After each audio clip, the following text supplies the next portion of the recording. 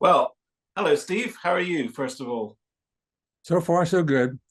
Uh, the news of the morning is the on my website, third item down, just a chronological order, just before Paris is the Manchester Festival. So take a peek.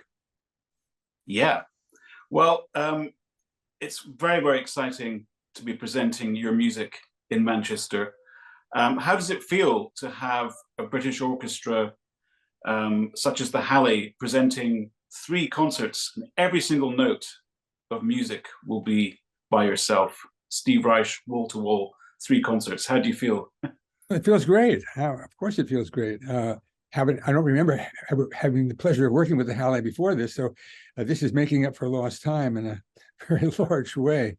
Um, I mean, particularly hearing the desert music is a piece I'm very happy with, and it is done from time to time, but it's a large undertaking, as you will understand better than I. Uh, and I'm very glad to see that mounted, and I look forward to hearing it. Yes, well, it's good you mentioned the desert music because, of course, when David Butcher and his team at the Hallé came to me about presenting your repertoire, the first light that did go on in my head for your symphonic music was the desert music, a piece that I have loved deeply since I first heard it many, many years ago. Can you tell me about the place that that piece has in your repertoire and in your heart, and what it means to you? Well, I mean, when I was a student at Cornell University back in the 1950s, well, I think I went into a bookstore. I was on a break in New York City, and I saw this book by a man whose name read forwards and backwards, William Carlos Williams.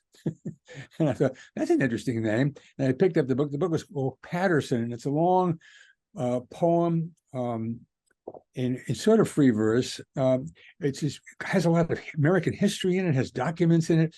And I thought, this is really, I didn't really quite understand a lot of what I was reading, but somehow it just drew me in. And then I started reading him more completely. While I was at Cornell, he was invited to come up after he'd had a stroke with his wife. And I remember him reading these poems, which he really had a difficult doing because of the stroke. And he was a doctor himself, so he kind of knew all the details. But it was very moving to see this elderly man, reading. He was reading part of it. What he was reading was the desert music, and the desert music is beautiful poetry about the atomic bomb and the possibility of world destruction, and an awareness of music. Here we go. Let's see. Begin, my friend, for you cannot, you may be sure, take your song, which drives all things out of mind, with you to the other world. I mean, and that's a quote from Theocritus. And then this is the one which, as a musician and as from a poet, is very striking. Well, shall we think or listen? Is there a sound addressed not wholly to the ear? We half close our eyes. We do not hear it through our eyes. It is not a flute note either.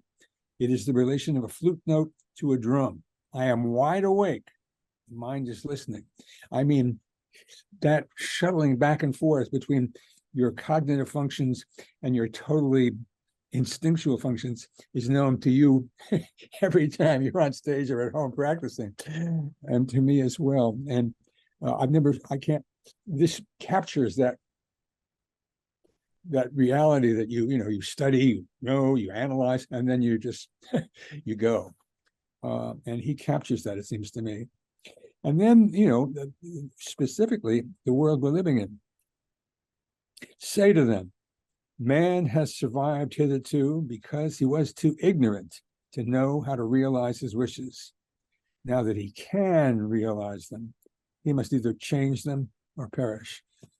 I mean, just very shortly and swiftly and succinctly, that's the situation we find ourselves in. Now, it's a pieces in arch form, something I learned basically from Bela Bartok from his fourth and fifth quartet, A, B, C, B, A. But here it's almost in 7 movements, but it's the same idea. You go to the center and Now here is a self-reflecting text that he wrote. It is a principle of music to repeat the theme, repeat and repeat again as the pace mounts. The theme is difficult, but no more difficult than the facts to be resolved. That stands in the middle. The famous canonic section. Yes. The Very virtuosic. Yes, but it really works. Repeat and repeat again, repeat. Yeah. I decided to take the bull by the horn. And All right, let's do it. It seems that the music is already held in the words somehow. Is that how you felt when you were? I just felt like, aye, sir, will do. Yeah. I get the order and I'll deliver. And then okay, then the facts to be resolved. What are the facts to be resolved? Oh, we forgot. Say to the man who survived hitherto because he was too ignorant to know how to realize his wishes. Now that he can realize them, and can gets a lot of musical push, he must either change them or perish. So in case we forget, we now go over the same material once again, and then back to, well, shall we think or listen? Is there a sound addressed not wholly to the ear? We half close our eyes. We do not hear it through our eyes. It is not a flute note either. There's a relation of a flute note to a drum.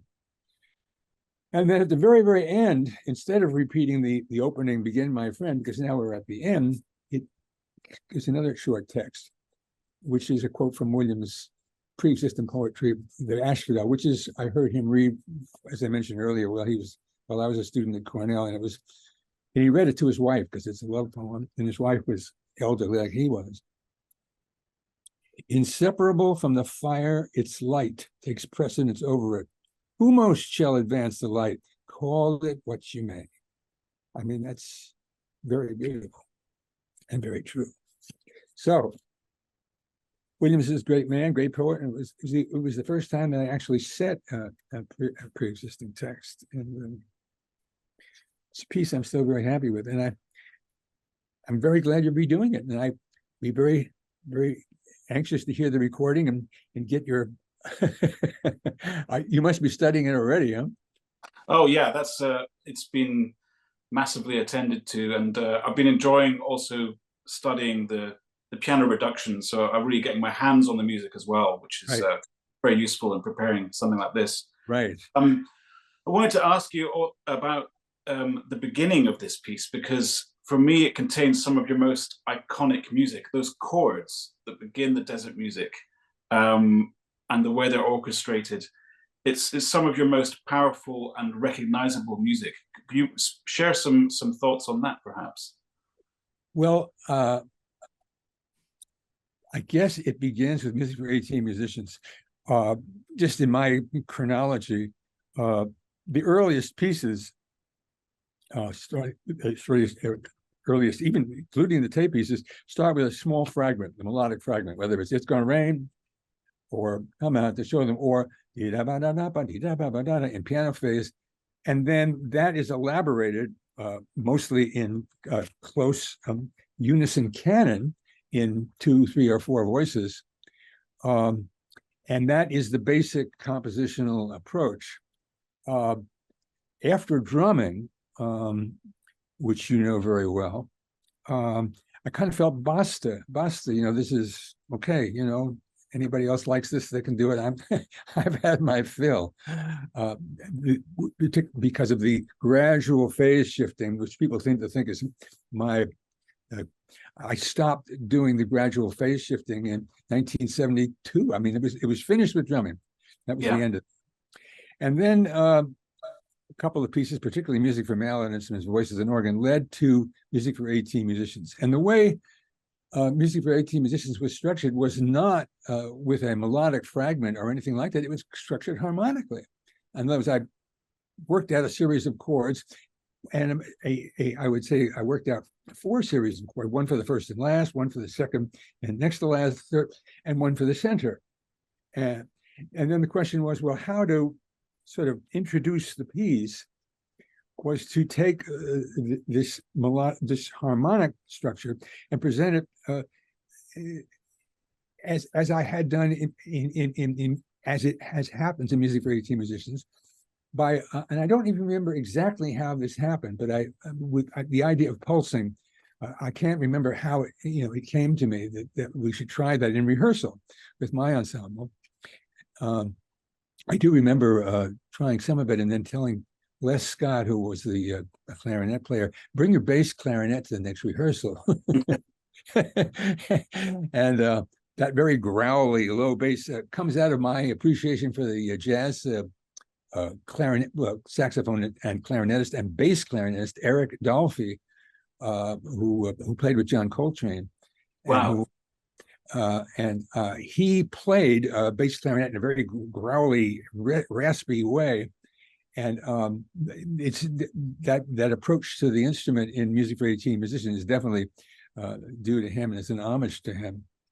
So a lot of different ingredients, but basically what it did was to shift my compositional working habit into starting with the harmonic structure, which is not exactly a brand new idea out of the box, that's for sure. But it was new for me, and so Music for 18, part of the success of Music for 18 Musicians is that this was like something new for me to work that way. And it also gives you a certain terra firma because you have the basic notes that you're going to proceed with. And that carried on to the desert music in 1984. And again, the harmonic structure of Music for 18 Musicians is basically what people could call white note. There's almost no chromatic, no accidentals introduced. Key signature shifts in a couple of the movements, but basically it's without accidentals. The desert music is a very dark subject matter. I mean, period. It's very serious things that were being in the text. And to deal with that properly, I needed a more harmonic language. So that's what is happening in those pulsing chords. And but I think also that they work very well, the pulsing sections, which begin and end the piece, as in Music for 18 Musicians, and they support the material. When you're setting words, you got to deal with a whole lot of stuff. The syllables, the subject matter, and harmonic language is the emotional ground on which you're walking and performing. So that's my take on the desert music. Yeah, I find the opening of the desert music immediately puts the listener into an incredibly deep emotional place and really commands the attention and sets the scene for very large scale work. I feel immediately when the desert music begins that one has to settle down for this rather major and dramatic experience, and I think that's what the audience will get in this performance, is a piece that although being from the 1980s resonates so utterly and rather devastatingly today. I think it is going to be an incredible experience to share it. I could not be more excited about it. Great, glad to hear it. Thank you. Yeah, and of course we are presenting a number of your ensemble pieces, and I'm really thrilled about the inclusion of 3 of the very recent pieces, which is Runner, Reich Richter, and Music for Ensemble and Orchestra, which will be receiving its Manchester premiere. Are those 3 pieces rather linked, and can you speak about them perhaps? They're gorgeous and wonderful and uplifting, beautiful pieces. Yeah, they are certainly they're I guess all in the last 10 years or even less, and they're related to each other. The first one, which was Runner, Beryl and I went to I think we're watching a movie on TV, and it was an Indian Bollywood movie with a lot of a lot of 16th notes. And after it was over, I went upstairs and started improvising at the keyboard and that sort of was the beginning of the piece. What's interesting about the piece is it is also in a 5-movement arch form.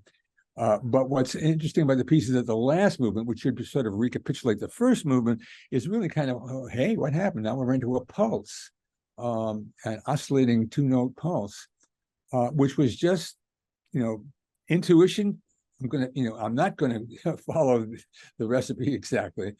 And when that was done, I did music for ensemble and orchestra, which ended the same way. And then I began to think, gee, it'd be very interesting to just start that way with this oscillation, which is in a sense going back to the pulses in Music for 18 and Desert Music, but this is much later, and it's particularly had to do with the oscillation of just 2 notes. What's that about?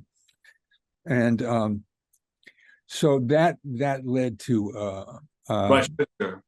Yes, exactly. Thank you very much. That led to Reich Richter, which is the Richter is Gerhard Richter, the wonderful, wonderful German painter and visual artist in many fields, who I had contact with and had played drumming and music for 18 musicians with the Ensemble Moderne for openings of his. And he approached me about doing this, and he showed me this book of basically an abstract painting, and then he cuts it in half and cuts it in half again and puts it into a computer and keeps cutting it smaller and smaller subdivisions until you're like 1/4000th of the opening painting material, and it becomes stripes, just colored stripes. He decided he wanted to make a film version of it, and he worked with Karina Beltz, who was a filmmaker. And the film, it doesn't quite follow the strict order of the book, which is painting, more abstract, completely abstract. And he starts with the stripes, and then almost goes to the painting, and then goes back to the stripes. And hey, another arch form. And I didn't even start it. Hey, what are you doing? That's my job. So when he asked me to do the music, I knew immediately, hey, you're starting with, one detail. The filmmaker, Karina Belt, said, by the way, these stripe sections are made with 2 pixels. Now, I don't know if that makes sense computer language wise or not. It may have been her own personal language, but that's the way she presented it. And then it goes to 4, and then it goes to 8, she said. And I said, okay, I'm on board. Yeah, I know just what you mean. So, in Reich Richter, it was da da da da da da da da da da da da, 2 to 4 to 8, and then at a certain point it gets insane. So how about just lengthening from 16ths to 8ths and going from 8ths to quarters, and then going to very, very, very long tones. So basically, the piece starts in 16ths, gets slower in the middle until it's almost hanging on by its fingernails, as you well remember, and then gradually picks up speeds again and ends with the 16th. So I think the piece works. I think it works as a piece of music. I played it a few times in the car, which is in a sense the acid test to see will it work without the film. And it seems to, but certainly the film is a worthwhile experience to have. So that's an interesting confluence of pieces, which all one leads to the next. Yeah, and I was very keen to get them involved, those pieces, and also because what I know about the Hallé Orchestra, because one of their hallmarks is this incredibly beautiful sound. They make a very rich sound, but it's very clear, and they're also not afraid to articulate. And the one project I did with them before, for my own part, was recording a percussion concerto by British composer Simon Holt. And this we did for NMC record label. And I remember that being such a wonderful day. And I was just so in awe of their incredibly beautiful sound. I mean, this piece is rather spiky piece, modernistic in some ways, you could say. But their sound and the roundness they brought to it was just so overwhelming. And I can't wait to play a piece like Reich Richter with them, because I think they will immediately relate to the expressive qualities of the piece. I think it's going to be a very beautiful moment to play that piece with them in the Bridgewater. I have a very important question for you. Will you have recordings of all this? I'm sure they'll be making archives, yes. Yeah, I And would, if I could just have an archive, I really would. I wasn't this Thomas Beecham's orchestra? you got me there. I think so, yes. They've certainly had incredible back catalogue, as it were, of conductors, and it's one of the UK's oldest orchestras, founded in the middle of the 19th century.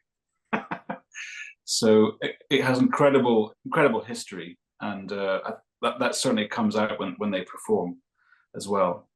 I think I'd like to turn now to one of the other things we're doing, which is, of course, a chamber concert, some Steve Reich chamber music in Hallé, St. Peter's, which is their beautiful converted church in the northern part of the city. A great venue and a more intimate setting.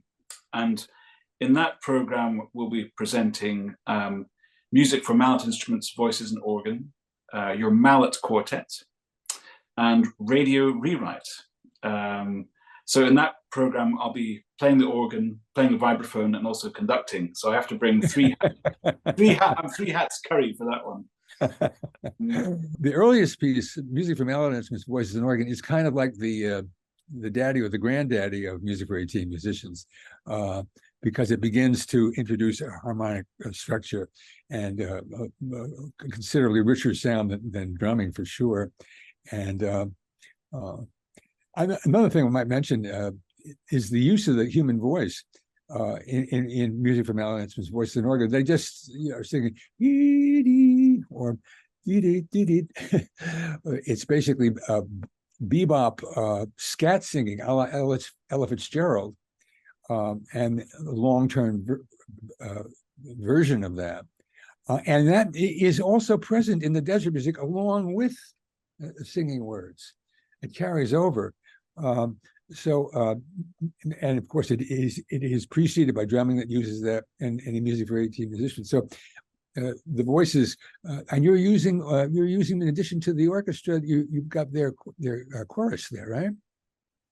Well, we're using singers from the Royal Northern College of Music. So this is right. A real crack ensemble from there, the Royal Northern Chamber Voices group. Right. So, great. Yeah. So a bit of Manchester mixed in with the Hallé, right? Yeah, exactly. Yeah. Good. Well, you're just treading all these overlapping things. Anyway, it's a you can say as much or more about mallet quartet than I can, and radio rewrite is just I don't remember how I first I do remember. I was invited to a festival, contemporary music festival in Poland, about 10 or more years ago, and one of the artists they had invited, who was a headliner, far more well known than myself, was Johnny Greenwood, the guitarist and sort of general all musical planner for Radiohead. And I didn't know him at all, but he was planning to play electric counterpoint. And I thought, wow, what a great thing. The piece had originally been done by Pat Metheny, the great jazz musician, but no one in the rock world had, to my knowledge, had taken it up. And so I went, very curious to see, what's this guy going to do? And when I met him, in the course of rehearsing and whatnot, I thought, this is a delightful human being. I mean, just open, very straight ahead. And then he played the piece, and it was, it was on a solid body guitar, so it had much more, of a rock feel to it. And he played it that way, but it was, totally, here's the piece, and there's Johnny Greenwood, and that's the way he does it, and it's beautiful, and it's different. I expressed my admiration for what he had done, and so we stayed in touch. There was a book of conversations, which you are a large part of, and Johnny is too, with us discussing this and a lot of different things. And he's just a very interesting human being, because he grew up like playing the recorder. I mean, he wasn't a rocker when he was. He jokes about that. He says, instead of be out there stealing cars the way I should have been, I was home practicing the recorder. so I think that's so then I came home after meeting him and think I better do my homework and see, what is this group up to? So kind of late in the game, I went to their website and had the pleasure of watching their rehearsal, Radiohead rehearsal tapes. And they were like, T-shirts and no lighting in particular, and just a rehearsal, the real deal. And it was a pleasure to see a group that was, and they're all totally involved. They don't have to put on a face or act out a part. It was just the real drama that we all know from when you're rehearsing and you're playing, and it's the music that's putting you through emotional changes. And two tunes in particular stuck in my ear. Everything. Yeah, everything in its right place. Very interesting tune, and Jigsaw falling into place. And so basically it was what is it? 1, 2, 3, 4. It's 5 movements too, and I think it's jigsaw, everything, jigsaw, everything, jigsaw. And it is a very free interpretation. If you know the pieces here and there, you will say, "Oh, yeah, there it is," and then whoop, it went away. The opening piece, the chord structure of the opening movement on Jigsaw is basically taken from there, but it's changed and it's presented differently. And so there is material from their Radiohead material that I plundered. And then there's me that's sort of just taking off from that. And but I think the piece really works, and that's the important thing. And I know if you're conducting it, will really work. So again, I'm gonna have a recording. Yeah, well, we'll make sure you get it. And I think I'm very excited to welcome Jonny Greenwood to these proceedings. We're very lucky to have him along. He's a very busy man, but I know, of course, he, a bit like myself, he's this kind of Reich super fan, and it's brilliant to have him there and celebrating your music with us. I think you have millions of diehard fans, but I think Jonny and myself would definitely put ourselves forward as being in the category for top tier fans of Steve Reich. Well, lucky me. And what's interesting about thinking about your relationship to Radiohead is also thinking about Radiohead's relationship to you. And I always say the same thing about your piece, Radio Rewrite, which is that I really love what you've done with the material. It's very affectionately done and very subtle and very beautifully worked out. But from their side, I'm sure they must be really feel very privileged and lucky as well, because Radiohead would still exist without your music, but they would not sound like the Radiohead we know. And I'm certain you had a huge influence on them. And it is a very beautiful moment always in music to pull these things together and go full circle. So that's wonderful. Yeah, I've heard that Tom York occasionally just yells out, "It's going to rain." Well, in Manchester, he's probably right.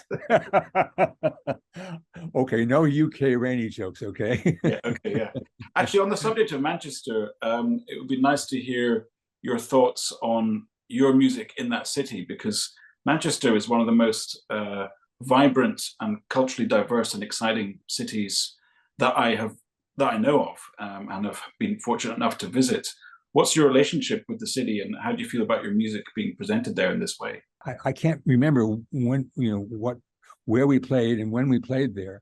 I think that I read this online. The piece that was performed was 2x5, commissioned by the Manchester International Festival. Ah, yes. That's Mr. Poots, I believe. Yeah, Alex Poots. Yeah, I continued to work with him over here. He was the one who has these massive. He's partially responsible for Reich Richter. Yeah. Yeah, 2 times 5 is a 5-piece rock group put together and then pre-recorded playing against themselves or 10 musicians. And Bryce Desner was playing guitar on that, who's turned out to be an important composer and musician. And a lot of the Bang on the Can people were the core of the group. And I forgot. Yes, that was done in a motorcycle. Now that's a venue I do remember. This huge roller rink in Manchester, apparently. And I think we were sort of openers for what was the rock group there? What is it? Yeah. Kraftwerk, which is this German. Kraftwerk, of course. Yeah. They were very deferential and very nice, and I admired what they their robotic verbal delivery is inimitable.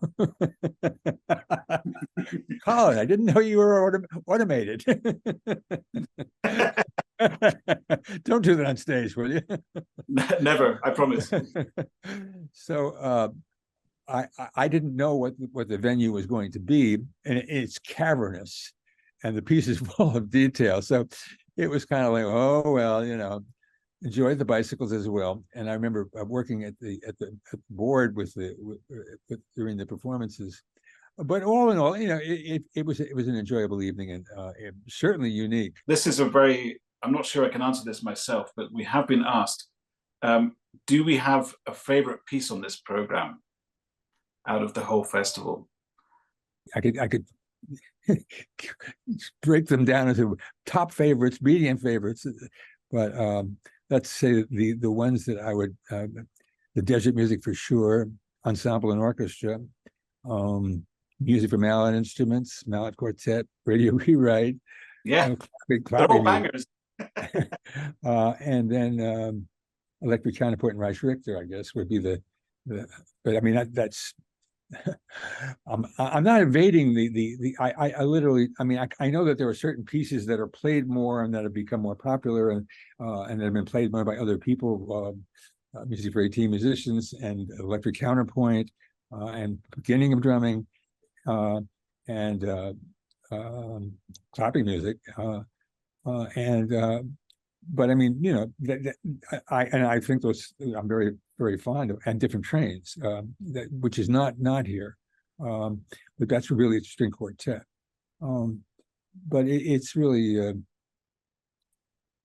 there are a few pieces that I think I think I could have done better, but we needn't discuss that. Well, I always say, people ask me, what's your favorite Steve Reich piece? And I usually say it's whichever one I'm playing at that moment in time. I'm with you. Yeah, I mean, there's so many. This festival presents such a diverse, incredible array of music, and I want to take my hat off to you in the most genuine and sincere way. It's one thing to present these pieces for ensemble, but to also have the mastery of the symphony orchestra and the use of the voices as well is just going to give the audience such a thrill, such a huge array of sounds and colors and emotions for the audience to latch onto. This is going to be an incredible array of music. I certainly could not pick a favorite piece. It would be absolutely impossible. But of course, it is unusual to be getting a chance to play the orchestral works. So the full symphonic works of the desert music and the 4 sections, I'm very, very much looking forward to getting stuck into them. And I think they will suit the Hallé down to the ground. When I was preparing the first movement of the 4 sections the other day, looking at the string parts and thinking about the sound of the Hallé string section, I think this is just going to be absolutely glorious. I really cannot wait for that first rehearsal. And actually, in the very first rehearsal I do with the orchestra will be the 4 sections. Well, again, please don't ignore the recording aspect so that I can hear it myself. Yeah, well, welcome back to Manchester. It's been too long. I didn't bring my bicycle. Okay, great to see you, Steve. Lots of love. Great seeing you, Colin. Be well. We'll be in touch, that's for sure. Okay, bye-bye now.